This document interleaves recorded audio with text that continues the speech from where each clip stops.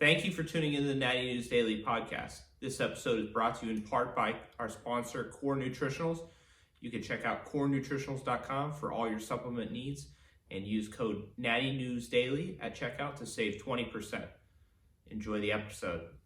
What's going on, people? Welcome to another episode of Natty News Daily. You got the three of us on tap for tonight, and we're going to talk about bodybuilding, obviously, and we're going to talk about specifically what we're looking to accomplish this year.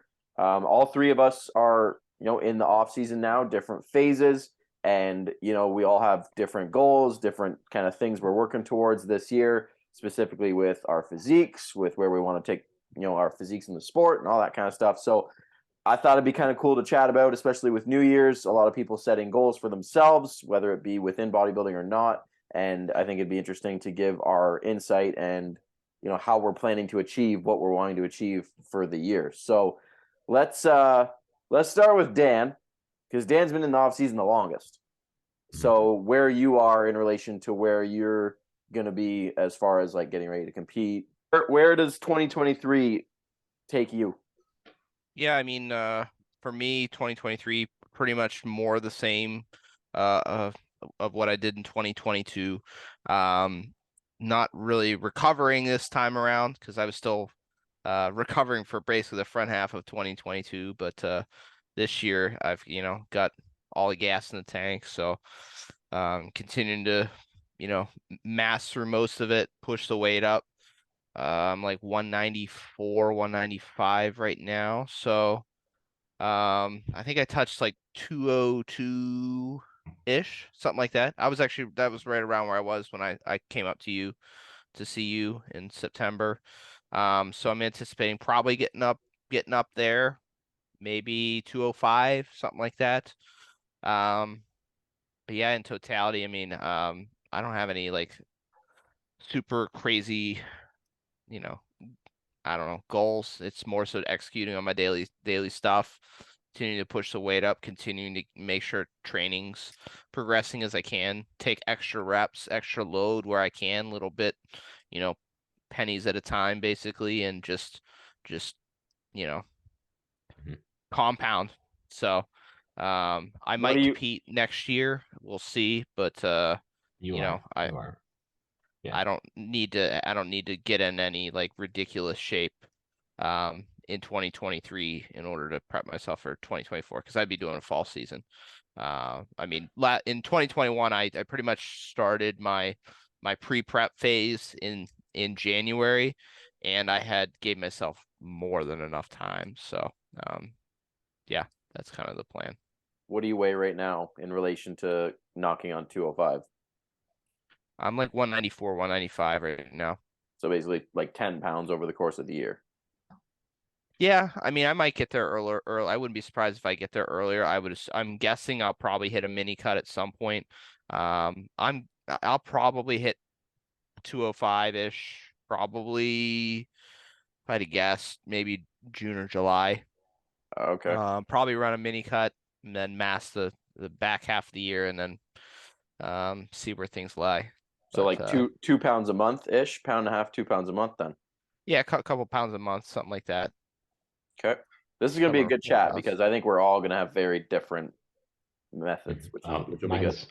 100% different, yeah. What about training? Do you have any like gym goals? Like obviously you were, hip thrusting some good weight. You've had a good run with squats in the past. Like any numbers that you want to chase down?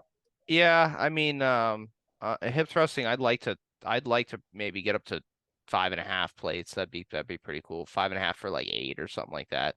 Yeah. I'm on a pretty aggressive pace at this point, so I wouldn't. What's that? I said it shows. Yeah. I mean, realistically, more of my glute growth is from the actual stretch movements, but the hip thrust is a nice short bias movement. It's kind of an expression of that growth. So, yeah, I wouldn't mind high bar squatting 405 for 5 again. I've been having a little bit of issue with it. Just getting back up to some old numbers this year. I mean, I've modified my technique a little bit, but had some little niggles that have kind of prevented me a little bit. But I'd like to get back up to that 405 for 5 high bar.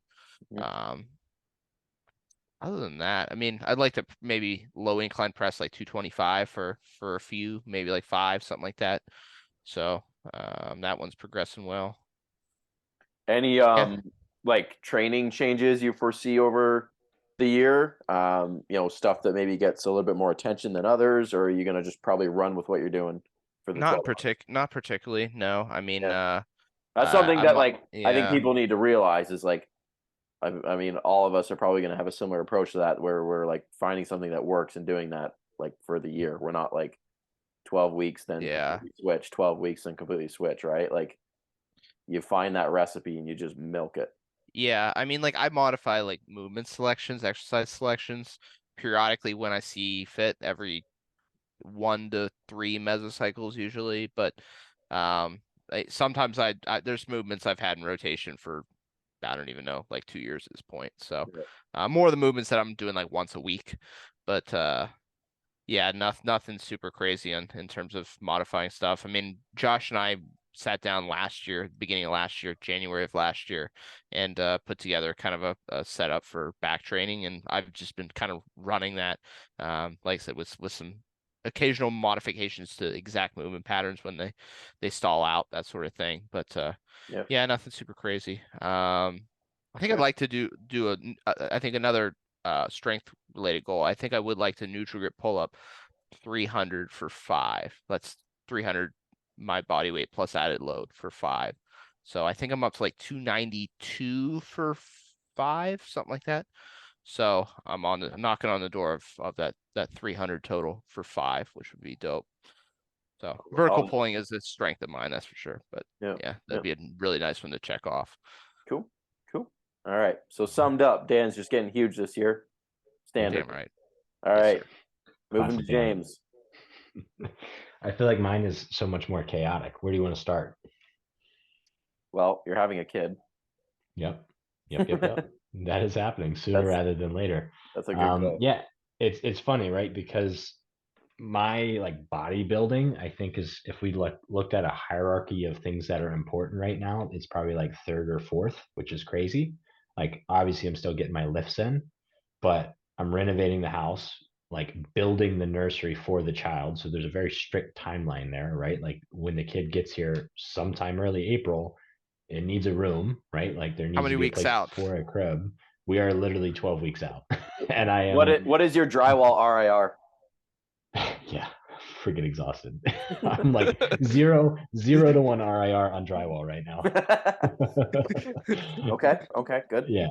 So yeah, literally like home Are those are those renovations. uh are those prime nails you're using Oh, shut up. with your Yeah, cuff like with your cuffed hammer? don't get me started on I the get I cuffs. just gonna Cuffs keep are going. everywhere. Cuffs are just everywhere Someone's nowadays. gonna hurt themselves with Just the strap them cuffs. on. Strap them Someone's on. gonna hurt themselves with the cuffs. Just Calling it. asinine decisions. Anyway, um, the renovations are like top priority, obviously, because like there's a strict timeline there. And then ATP, like I have been, and you guys know this, like if there were 3 ends to a candle, I'd be burning all 3 ends of the candle like continuously, and I'm feeling it, like truly now feeling it. Where I'm working, I did the math actually recently because I was curious. I was sitting down talking with Ali. I'm working like 65 to 70 hours a week right now, not including the home renovations, not including trying to just be a father and sleeping, right? That's just between like the few hours that we podcast, all the ATP stuff I'm doing, and then like working my actual job, my clinical job. So the big push this year is to get ATP to a point where I can start to like pull back from my clinical job a little bit. So that would be like priority 2, just because I literally cannot sustain this anymore. I've been doing it for, I don't know how long have I known you guys? Like a long freaking time. Yeah. And I'm feeling it. So I'm trying to get back that balance, but right now it's that crux of where like financially I need both. So something has to grow, Yeah. but I can't grow it unless I like suffer more, because right now I'm just kind of like status quo, right? Like you gain a little, you lose a little, and I'm just stuck. So I got to make some big change. And that's where all these new things that we're doing are coming from, like the podcast and my YouTube and all that kind of stuff, trying to like really make that big push for more growth. So Yeah, that's my second shout priority. out real quick to James's YouTube. First Mhm. vlog went up. I Yeah, gave it a very view. raw, I enjoyed very it. raw, which is and that's exactly how I want to do it. It's literally Yeah. just me like is real. filming myself and then rambling. Like if I have a thought come into my head, I'm going to turn to the camera and just say it. Like I don't. And the one I filmed recently, there's a lot of tangents going on there. So you might enjoy it, you might not. But anyway, yeah, a lot of projects going on there pretty much. We're going to put out courses and ebooks and my YouTube and all sorts of stuff, which means I'm not sleeping even less now. Not sleeping less, but you know what I mean. But if we Sleep go to deprivation get to you. it is absolutely. Sleep If we go to less, influence more. I got it. yes, yeah. James is Caffeine going to be an more. influencer 2023. On to Leroy. Yeah. Let me, so yeah, actually, you want to influence real quick. Let me drop a product. We talked about this off air, Dan and I, and then a little bit Leroy. I tried Corazon for the first time ever because I have been terrified of Huperzine or Huperzine or however you want to pronounce it because I accidentally overdosed myself by like 100 times the effective dose accidentally last year and had a very bad reaction and just about hospitalized myself. So I wasn't sure if I had misdosed it or if I was allergic. So last week I tried, and let me tell you what, Corazon, I don't know if I'm supposed to say this, but it's like low dose Adderall, it felt like. I just crushed it. So I will be leaning on that heavily while I'm sleeping less and influencing more. So there's my like core. I think we There's our just hit our plug. quota for the month. Yeah. Code Natty News Daily. Yeah. But to get off of all my tangents, for bodybuilding for me right now, it's literally just trying to find what's going to work at that time. So where you said like with Dan and you find what works and you just kind of stick with it, right? And your split doesn't really change. It's not the case for me, just out of necessity. I don't think really anybody knows this but our group, but I actually sat down with Leroy since because I needed someone to consult with is how I'll word that. I sat down with Leroy not too long ago and we figured out a split, which on paper is awesome and it addresses all my weak points.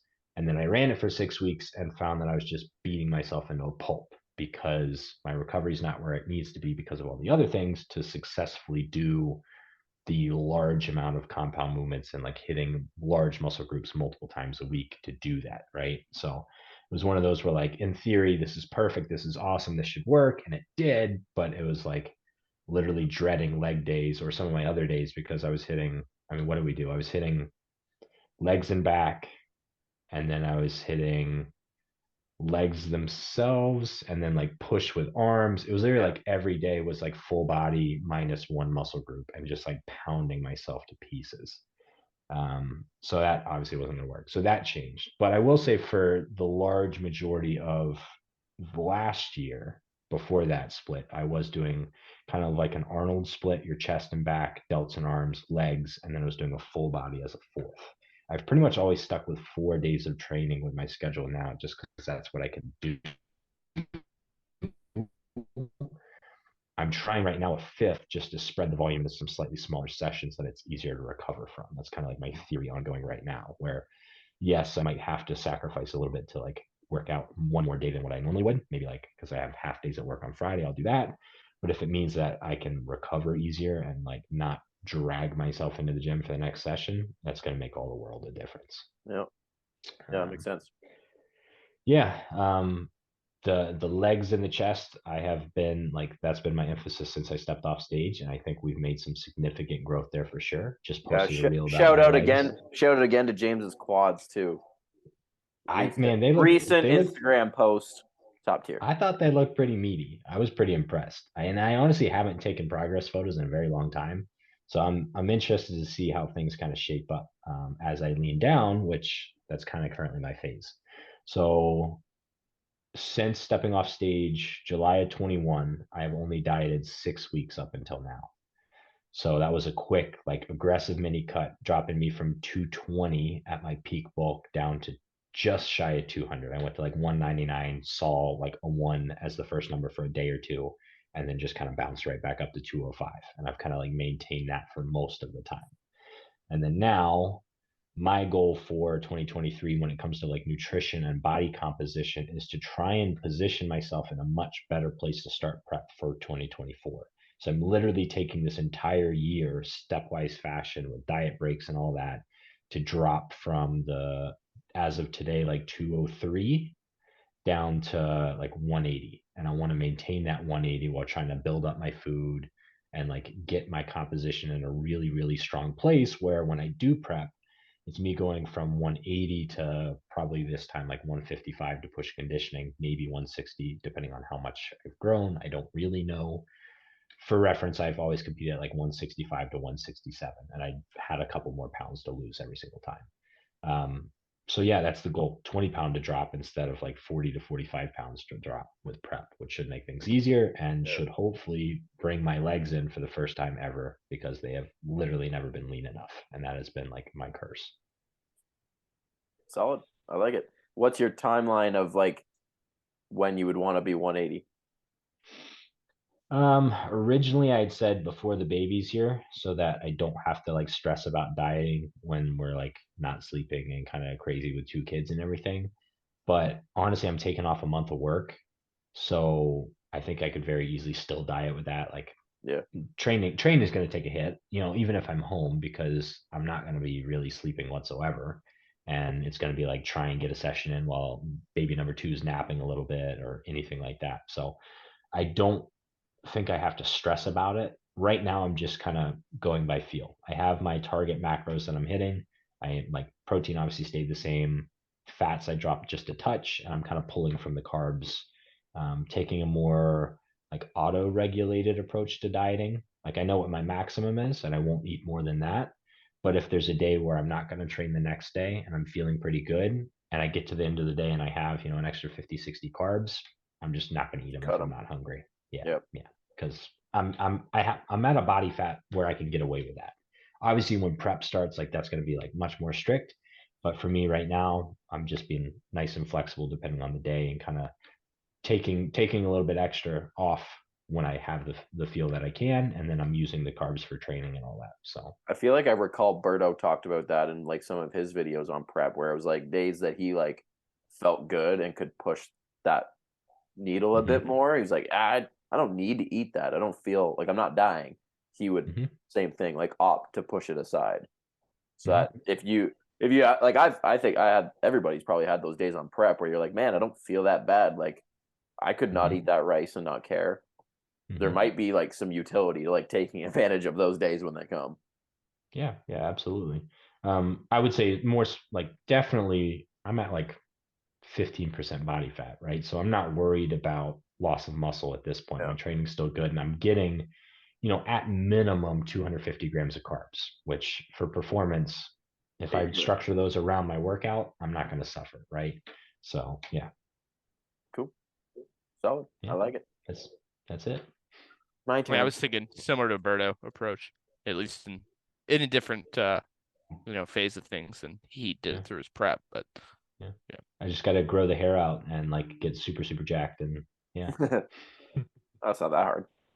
No, it's just top tier genetics and Yeah.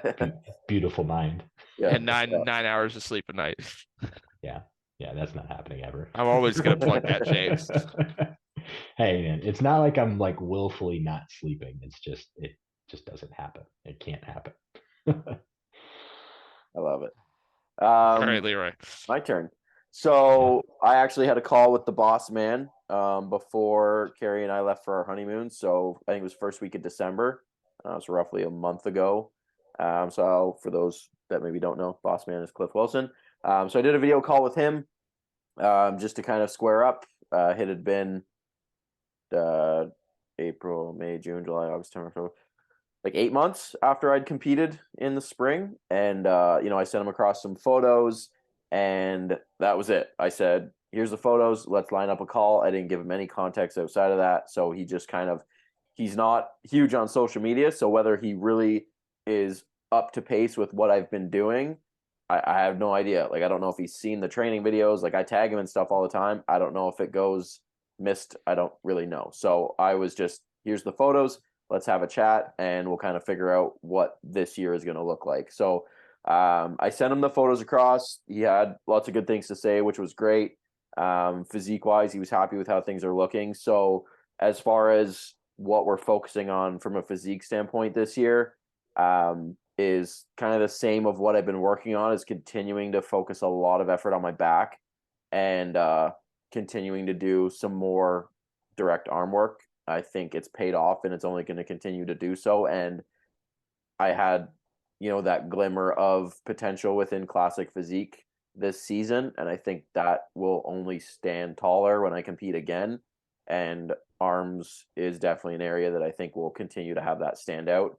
And especially me being a smaller bodybuilder, even within bodybuilding, the division, filling out, that front double bicep with that arm is only going to aid in that, which I think is probably the shot that is, it's not bad, but I think that's what's missing to make it up to snuff with some of the other poses that I'm a lot more comfortable in, which is only going to help. I had asked about my quads because when we come off the season, it was something that he said to focus on, but he was very happy with how they were looking in the photos. So the one thing, Dan mentioned squatting earlier, wanted to get up to like 405 for all that kind of stuff. And I was always very stubborn with barbell squatting and like hammering it because felt like I had to, big basic compound movement, but it always pooched my knees. I was always having knee pain,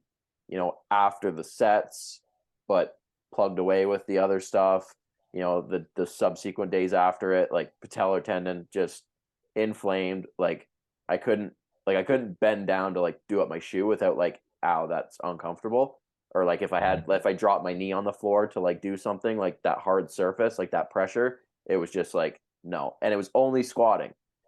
So after I come out of the prep, I was like, okay, I'm going to use this as an opportunity to kind of reevaluate my training a little bit and like reset some numbers on things and just be a bit smarter. So I think I squatted for like a week or two, maybe even like a couple weeks after the show. And I was like, no, this still is not comfortable. Like this is not doing me any good. I think like it's weird because it definitely got me some development, especially like squats really like would trash my glutes. Like the next day my glutes would be sore. And I think from a development standpoint, it definitely had its impact, but it came with like fucking knee pain galore.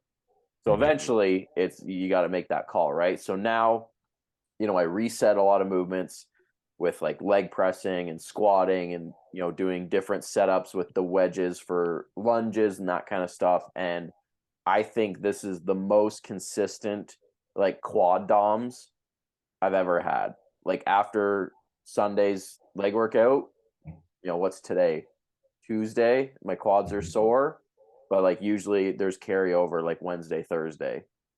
And it's not high volume, like it's like 8 sets, but it is so, people like accurate. It's so accurate that it like is on the money and my knees are no pain. So That's great. Yeah, so it just like for me, it's kind of one of my big things this year is continuing to like mature that mindset towards my training and not being married to movements just because they're whatever, because they're X, because Dorian did it. And I agree with that. It's paid off, right? Like I will I ever squat again? Like maybe, but I think again, reminding myself I'm a bodybuilder. What's the goal? What's the goal, right? And now I can go into every session, excited about getting quality work done, but not being like, man, this is gonna hurt tomorrow. And not in a good way. Like my quads being wrecked the next day, totally cool. That's what you want, yeah. Yeah, but it's like joint pain and shit. Like, as weird as it sounds, like I've noticed, I'm not old by no means, but even from 25, I'll be 29 this year, like the recovery and the pain that I can get. And at 25, I could brush it aside and be fine. But now, even just those couple years later, and I know it's only going to continue to, theoretically get worse as I get older if I keep doing it, which I don't want. So that's a goal of mine with training is to continue to just make it better, right? Just get better at training. So, when we were talking about it and he was like, you made a really good stride like the last, 8 to 12 months of your off season before we started prep. And he's like, I think you've done that as soon as you stopped competing in the spring. Like you've already hit that ground running and you've got 3 years to do it. And we saw what you did in a year. Now we're just going to 3x that. So that's exciting. I always set performance goals for myself. That's a huge motivator for me in the off season. So, I'd hit that 350 bench, which was super cool. I'm going to chase down like for that movement specifically, like 315 for an 8 to 10 is a target of mine. Hack squat, like if I can get right now, I'm like 5 plates and change for like some paused like 8 to 10s. If I can get that up to like 5.5, 6 plates this year, that'd be pretty cool. Trying to think of what else. Like everything else is just like so little that like having performance goals for it is kind of dumb. Like I'm doing like the lateral raises and that kind of stuff to like in like arm training. Like I'm not like if I can get like my dumbbell curl up 10 pounds over the course of a year for some good quality reps, like that's cool. Yeah. But Well, this is a good point because this is a conversation I've had with a lot of my clients, right? Because I've had a couple competitors that are transitioning into like their first true long off season, and they're like the lines are getting blurred, right? They're like, well, how do I know I'm progressing? I'm not lean anymore. I can't see like the shape. So we've talked about like the strength goals through a moderate rep range, which is like I think tier one, right? Like find something through like a 6 to 10 rep range. It's a movement that you need to progress on to assess, address your physique weak points. But for like arms, right, it's tough. Like you said, you're not going to say I want to yeah, curl 80, right? Like, all right, you're not going to curl 80-pound dumbbells with good form. But if you do like a total volume goal, I think that can be fun too, because then you're chasing that. Like I'm going to hit 5,000 reps of curls with a yeah, dumbbell 30 or greater before I prep again. And then it's like yeah, every session, yeah, like there was 50 reps and then 50 reps and 40 and you just kind of like whittle away at that total number. And that gives you something to kind of chase after, right? Put it on the whiteboard, count down. And then it yeah, gives you like almost a like internal countdown to prep too, yeah, where if you're yeah, if you're slacking and you're skipping stuff, you better pick it up, right? totally. Yeah. Do you Yeah. take that approach, Leroy, or is it a little bit different? I've never considered that in my life, but I think that's cool.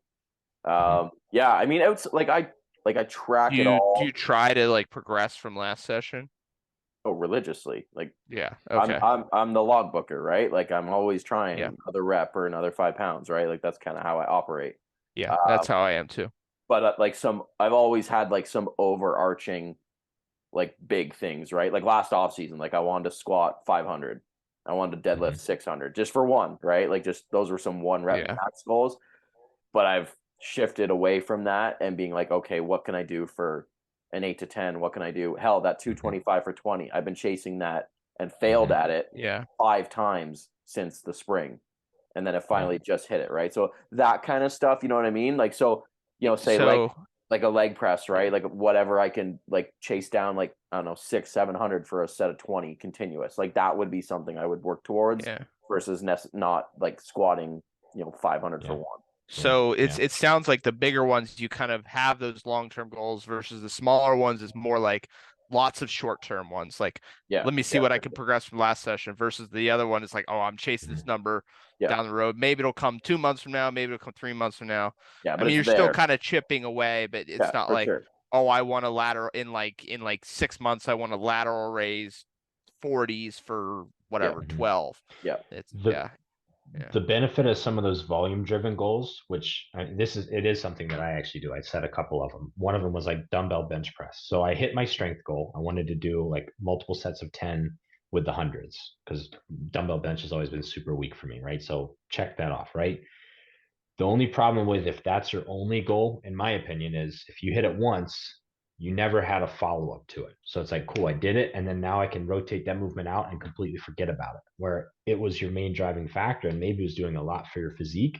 So the volume gives you that like repetitive nature, right? You have to keep it in some sort of your rotation for a long period of time.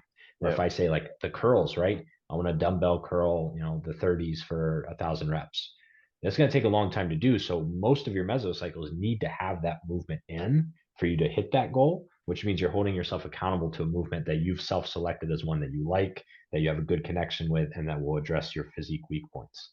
Yeah. So, James, a follow-up question. Whenever you hit that goal, are you kind of like, oh, this movement's done, I hit my goal? Or like, because for me, it's like I kind of hit that target.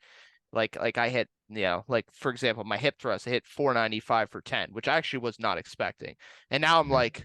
like I hit that and I'm like I'm not like immediately jumping to the next goal. Like I'm like, I love this, but I'm like, Mhm. holy shit, maybe I can hip thrust like 5.5 plates for 8. Like, Well, you know what's hilarious ooh, what made you like what that just triggered. So when I did the 350, I instantly was like almost as soon as I racked it, I was like 405 in my lifetime is not impossible. Yeah, yeah. Like that's I think immediately where I went. I think it it takes me a little bit depends. more time, but yeah. I was instant. But I do go there though. Like, holy shit, maybe I can hit that. Yeah, And for sure. then it's like, oh, another chase. Yeah. I think for me, it depends on like how tough it was to get it, right? Because if I had to wreck myself to hit that goal, then I might have the conversation of like, is it worth it to chase the next goal, or should I be Yeah. smarter with exercise selection, right? So, because in the past I have, like when I hit my 405 squat goal, I stopped squatting after that. I was like, screw that, like I'm done. I hate I did squatting it. now, right? Yeah. Yeah. And So I and think that it, might yeah. actually go ahead. I was to say it comes back to what Leroy was talking about with just being smart about your movement selections and not compromising and like, Yeah, what's the goal here, you know? But yeah, but within that, like there are movements that you could just continue progressing and chasing yeah. numbers, and it's completely within the goal. So like for me, I'm always thinking like execution comes first. Like Mhm. it doesn't matter what the number on the bar. I could probably hip thrust. I could probably hip thrust 5.5 plates for 8 now if I just dive bombed all my eccentrics, like just dog shitted Mhm. it. But it's like Yeah. that's not getting me what I want. I want, you know, now I want Mhm. 5.5 plates for 8 with execution that's Yeah. highly stimulative. Like Yeah. it's, Yeah. you know, so anyways. Absolutely. Yep. I think part of it for me was just simply, and this is probably the same for a lot of people. You both are like very well settled into I'm taking a long off season. I think a lot of athletes and myself at times have been like, didn't make enough progress. Let's jump back into a prep. Where those long term like volume driven goals or whatever goal it is stops you from prepping, right? Like if you are Yep. truly holding yourself accountable to that, like nope, I haven't hit my 1,000 reps, I haven't hit my 5,000 reps, I haven't done this. Like I cannot prep until these are non-negotiables pretty much. Yeah. Yeah, for sure. Yeah. That was good. That was a good chat. I think so outside of like training, Cliff said I need to eat more vegetables. So I'm making Eat a your vegetables. conscious effort to eat more vegetables. And just outside of that, trying to be more health conscious. Really making sure I'm on top of like supplementation for my vitamins, like I've started adding in ashwagandha, zinc, magnesium before bed, making sure like morning vitamins, all that, like greens powder, that's taken care of. Mhm. Being expansive with fruits during the day, like that kind of stuff. Um, and then just trying to, within bodybuilding, like make sure I'm healthy, right? Like Mhm. kind of goes back to my knees and stuff like that, but just making sure my body is in a good spot with not just focusing on protein, carbs, and fats, but like what are the other small things that you can add into the mix. And Mhm. I feel good. Like I feel like if with how I feel now and how I felt since coming out of prep, like if I can just feel this way for the next 3 years, I think the end result will be pretty good. Yeah, nice, nice. I like it. Have Yeah, you and looked into? Go ahead. I would say that health will facilitate your physique as well. Yeah. A healthy body is much more adaptive. Mhm. Yeah. Yeah, I was just gonna say I bought a bunch of broccoli sprouts, or are they broccoli sprouts? Some sort of sprout. Whole bunch of sprouts, and I want to like start growing them because they literally just take a mason jar in the sunlight, and I want to start throwing them into my like chicken and rice and stuff like that for extra fiber and extra vegetables. Super easy, right? You don't even really taste them. Yeah. That's He like he was like vertical diet style. yeah, yeah. He was like, just get a big bowl, throw a shit ton of vegetables in it. You're in the off season, put some dressing on it, and just eat it. So I've been What's doing the like, what's the dressing of choice? I gotta know. I'm either going Caesar is going to be tier one, Hmm. and if I had to go a second option, it's ranch. Okay, I would flip those. I'd say ranch first, ranch above all. But when I'm Blue dieting, it's the cheese is better than zesty ranch. Italian. That's fair. Ranch is good. Depends. I'm not hating on ranch, but blue cheese is better than ranch. But yeah, like so tomorrow I have like I'm gonna trigger some people. a big bowl of just spinach, lettuce, sliced peppers, cucumber, carrots, and then I just like when I'm ready to eat it, I just mix some dressing and just pound away. The fine line right now is just with my appetite because Mhm. I'm like I'm knocking on like other thing, been training fasted for 2 weeks now, except for the weekends because I have time to eat. But I've been getting up, liter of water, in the gym, zero issues with performance. So Salt too. yeah, a little bit of salt. Yeah. Yeah. And so that's been interesting is not eating before I train because It's funny that I knew that, but I always thought that was just blasphemy, but here Yeah. we are. I've been doing it as well, just because when I was forcing food in, like I when I felt get up in the terrible. morning and I was bloated, I was burping it up the whole time, and it was just Yeah. awful because they don't have that time period, right? It's literally it was like shoving a protein bar or like rice cakes into my mouth as I'm walking out my door to walk into the garage, 10 feet away to start training. Yeah. I was getting up because like I'm still trying to get good sleep too, right? So I don't want to get up Mhm. earlier than necessary. So I was like, Mhm. okay, I set my alarm at 6. I can get out in the gym like 6:30, 6:45, and I would have like a shake and like Gatorade powder or like a shake and a rice cake. And even that was becoming like too much, which like to a bodybuilder, Mhm. like that's nothing. But it wasn't doing it for me. So I'm like, you know what? I'm gonna see how it goes. I'm gonna train fasted. And like no I feel better. I'm arguably performing better without food now because I don't feel Mhm. that bloated, like you said, burping and just like trying to Mhm. digest something and then Yeah. slamming a pre-workout. Like it just doesn't work. So are you that's drinking an been intra or anything? yeah. I was So I about to got ask that. intra. I got 30 grams of Gatorade powder, EAAs, intra, and then Mhm. post. Blah blah Yeah, blah. So I'm using Coors Intra actually, and I'm really liking that as well. Same thing. I have been same. Like I salt some Gatorade powder, and that was it for a yeah, while. yeah, But no, I'm liking it a little bit. It's yeah. good. So I think that's another like goal of mine is to just like continue to like maybe question like my beliefs with certain things, like just in life in general, but like with bodybuilding, right? Like, oh, I have to squat if I want big legs. Well, prove that wrong. Oh, I have to eat before training. You need to have most of your carbs around your workout or your blah blah blah.